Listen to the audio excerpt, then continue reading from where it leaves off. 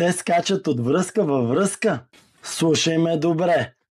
Те те ползват само за отскок. Ако току-що са се разделили и вече са във връзка с вас, дами, вие сте техният компрес, а не изборът. Говорят постоянно за бившия.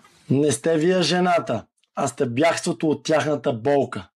Движат всичко бързо, срещи, интимност, планове за бъдещето.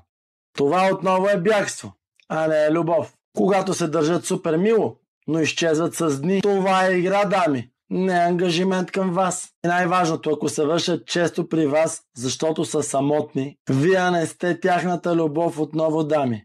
Вие сте паузата между някаква тяхна друга драма. Спрете да бъдете резервен вариант за някой. Вие не сте временен вариант или някакъв компрес за някой.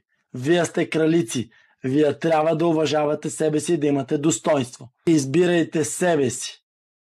Последвайте ме, абонирайте се за канала и станете част от първата и единствена система за дълбока женска трансформация Мастър Яшов.